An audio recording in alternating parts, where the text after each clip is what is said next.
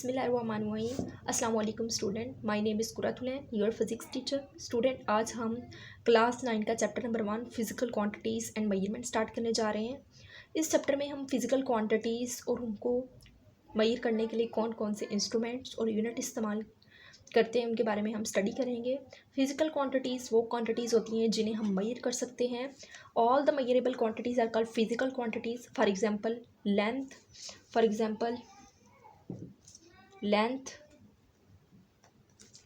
मास, time, etc।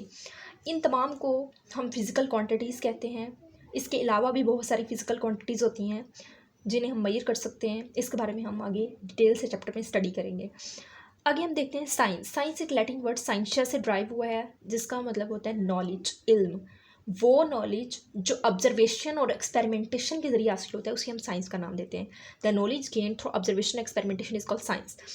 अब हमें ये जानना है कि ऑब्जर्वेशन क्या होती है। ऑब्जर्वेशन लैटिन वर्ड ऑब्जर्वेशन से ड्राइव हुआ है, जिसका मतलब होता है वॉचिंग, किसी चीज़ को देखना। फॉर एग्जाम्पल प्लांट है, प्लांट को मैं देख रही हूँ, प्लांट किस तरह नेचर के साथ इंटरेक्ट हो रहा है, किस तरह उसके लीव्स प्रोड्यूस हो रहे हैं, किस तरह वो ग्रोथ कर रहा है, ये तमाम की तमाम मेरी ऑब्जर्वेशन में आएगा। जबकि एक्सपेरिमेंटेशन लैटिन वर्ड एक्सपेरिमेंटम से ड्राइव हुआ है, जिसका मतलब होता है ट्रायल और टेस्ट। यानी हम क्या कर रहे हैं, कुछ हमारे दिमाग में हिपोथेसिस आई, कुछ ख्यालात आए, अगर हम उनको टेस्ट करते हैं तो तो वो एक्सपेरिमेंटेशन कहलाएगा। फॉर एग्जांपल हमारे दिमाग में ख्याल आया कि ये जो है वो लीव्स हैं, इनका कलर जो है वो कुछ इस तरह प्रोड्यूस हुआ होगा। अगर हम इस पर टेस्ट करते हैं तो ये एक्सपेरिमेंटेशन में आएगा। आगे हम देखते हैं कि जो 18वीं सेंचुरी तक तमाम सब्जेक्ट्स को फिज़िक्स, केमिस्ट्री, बायोलॉजी जो आजकल मतलब हमारी बन चुकी हैं, फिज़िक्स, केमिस्ट्री, बायोलॉजी, इन तमाम को एक सिंगल सब्जेक्ट में स्टडी किया जाता था, उस सब्जेक्ट का नाम था नेचुरल फ़िलासफ़ी। जैसे जैसे नॉलेज इंक्रीज़ होता गया, नेचुरल फ़िलासफ़ी को आगे 2 ब्रांचेस में डिवाइड कर दिया गया, physical science and biological science. Physical science एक ऐसी ब्रांच है जिसमें हम नॉन लिविंग थिंग्स को स्टडी करते हैं, जबकि बायोलॉजिकल साइंस एक ऐसी ब्रांच है जिसमें हम लिविंग थिंग्स को स्टडी करते हैं। जब भी बायोलॉजिक्स आए तो इसका मतलब है लाइफ, और जब भी फिजिकल तो इसका मतलब है नेचर को स्टडी करना, नेचर में नॉन लिविंग थिंग्स को स्टडी करना। ठीक है, फिजिकल साइंस में हम ऐसी मतलब चीज़ों को स्टडी करते हैं जो नॉन लिविंग थिंग्स है, यानी जो सांस नहीं ले सकती। फॉर एग्जांपल अर्थ है, अर्थ रिवॉल्व तो कर रही है लेकिन सांस तो नहीं ले रही ना, तो ये फिजिकल साइंस में आएगी। जबकि एनिमल्स ब्रीथ कर रहे हैं तो ये बायोलॉजिकल साइंस में आएंगे। और प्लांट्स भी, इसमें मैटर, सॉलिड, लिक्विड और गैस, ये नॉन लिविंग थिंग्स में आएंगे। आगे 19वीं सेंचुरी में फिजिकल साइंस को आगे 5 ब्रांचेस में डिवाइड कर दिया गया। कितने में?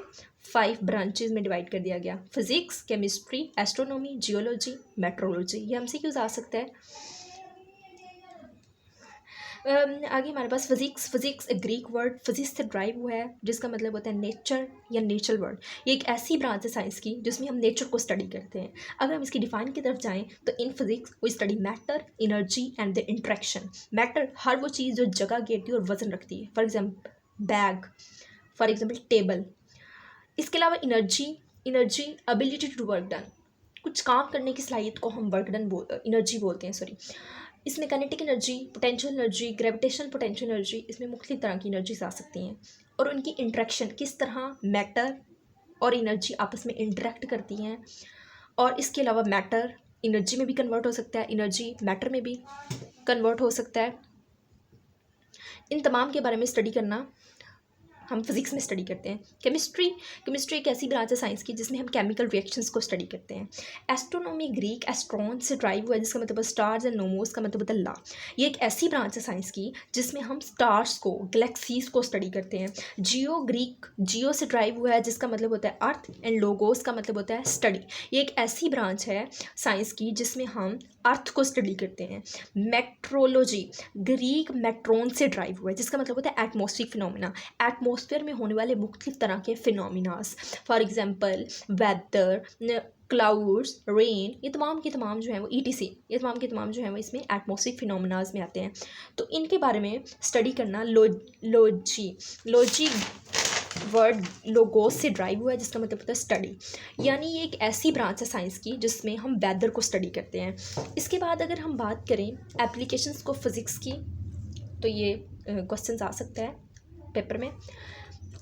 एप्लीकेशन का पता होना चाहिए कि एप्लीकेशन क्या होता है। ये ओल्ड फ्रेंच एप्लॉयर से ड्राइव हुआ है, जिसका मतलब होता है अप्लाई, यूज़ और अटैच, यानी हम फिज़िक्स को कहाँ कहाँ अप्लाई कर सकते हैं।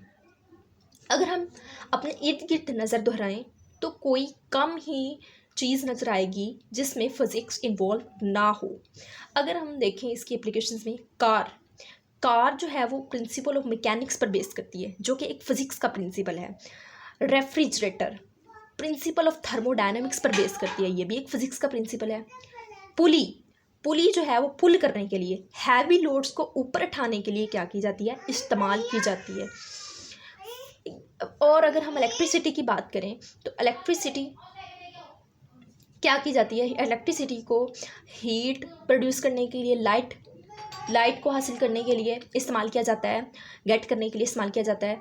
और मैकेनिकल एनर्जी भी इलेक्ट्रिसिटी के ज़रिए हासिल की जा सकती है, जो कि फैंस को ड्राइव करने के लिए, इलेक्ट्रोमोटर्स को ड्राइव करने के लिए इस्तेमाल होती है।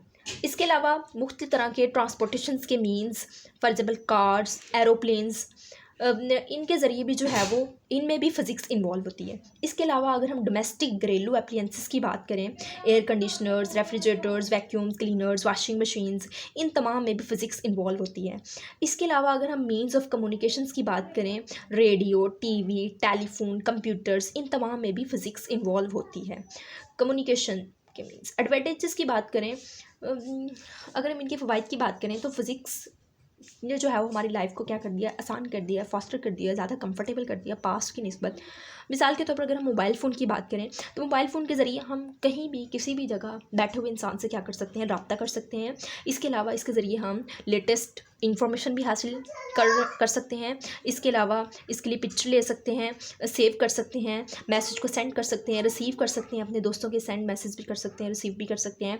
इसके अलावा रेडियो ट्रांसमिशन को रिसीव कर सकते हैं। रेडियो ट्रांसमिशन क्या है, रेडियो ट्रांसमिशन कैसे रिसीव होती है मोबाइल के अंदर, रेडियो ट्रांसमिशन रिसीव करने के लिए मोबाइल के अंदर एंटीना लगा होता है। वो एंटीना क्या करता है, रेडियो वेव्स को कैप्चर करता है, रिसीव करता है और उन्हें इलेक्ट्रिकल सिग्नल में कन्वर्ट कर देता है। इसके अलावा इसे कैलकुलेटर के तौर पर भी इस्तेमाल किया जा सकता है। अगर हम इसके डिसएडवांटेजेस की तरफ आएँ फिज़िक्स के, तो फिज़िक्स के डिसएडवांटेजेस में एनवायरमेंटल पोल्यूशन और डेडली वेपन्स आता है। एनवायरमेंटल पोल्यूशन किस तरह कॉज हो रही है, यानी फिज़िक्स के ज़रिए जो एप्लियंसेस बनी हैं, for example car, aeroplanes. Car में जब फॉसिल फ्यूल बर्न होता है तो फॉसिल फ्यूल्स बर्न होने से हैवी गैसेस जो हैं वो बाहर निकलती हैं, पोल्यूटेंट्स निकलते हैं। पोल्यूटेंट्स क्या करते हैं, एनवायरनमेंट में ऐड होते हैं और क्या करते हैं, एयर पोल्यूशन काज करते हैं।